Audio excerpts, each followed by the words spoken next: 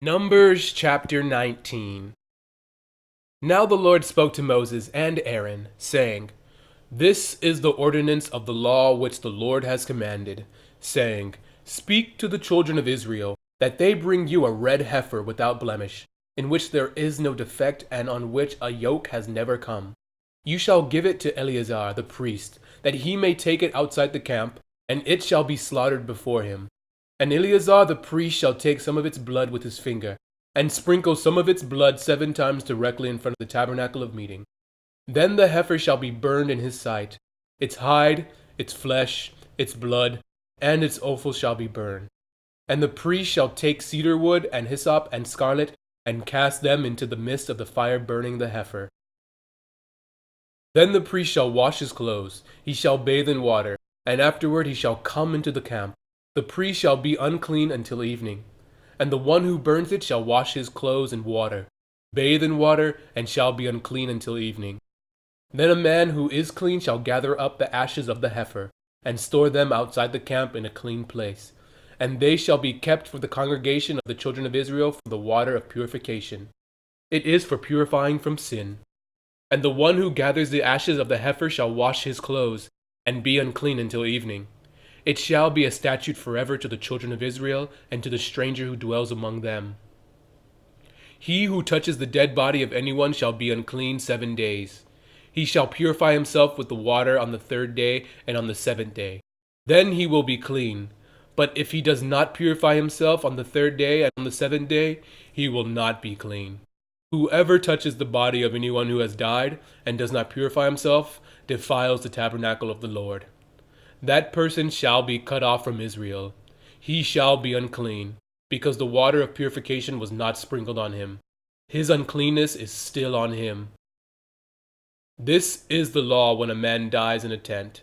All who come into the tent and all who are in the tent shall be unclean 7 days. And every open vessel, which has no cover fastened on it, is unclean. Whoever in the open field touches one who is slain by a sword, or who has died, or a bone of a man, or a grave, shall be unclean 7 days. And for an unclean person they shall take some of the ashes of the heifer burnt for purification from sin, and running water shall be put on them in a vessel. A clean person shall take hyssop and dip it in the water, sprinkle it on the tent, on all the vessels, on the persons who were there, or on the one who touched a bone, the slain, the dead, or a grave. The clean person shall sprinkle the unclean on the 3rd day and on the 7th day. And on the 7th day he shall purify himself, wash his clothes, and bathe in water, and at evening he shall be clean. But the man who is unclean and does not purify himself, that person shall be cut off from among the assembly, because he has defiled the sanctuary of the Lord. The water of purification has not been sprinkled on him. He is unclean.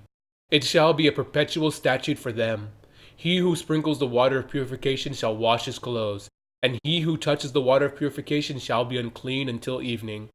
Whatever the unclean person touches shall be unclean, and the person who touches it shall be unclean until evening. Numbers chapter 20. Then the children of Israel, the whole congregation, came into the wilderness of Zin in the 1st month, and the people stayed in Kadesh, and Miriam died there and was buried there.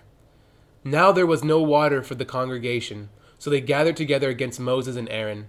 And the people contended with Moses and spoke, saying, If only we had died when our brethren died before the Lord. Why have you brought up the assembly of the Lord into this wilderness, that we and our animals should die here? And why have you made us come up out of Egypt to bring us to this evil place? It is not a place of grain, or figs, or vines, or pomegranates, nor is there any water to drink.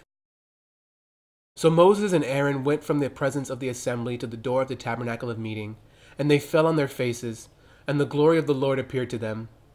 Then the Lord spoke to Moses, saying, Take the rod, you and your brother Aaron gather the congregation together.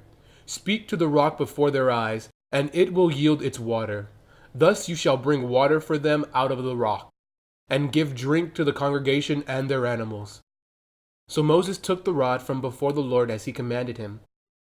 And Moses and Aaron gathered the assembly together before the rock, and he said to them, Hear now, "You rebels!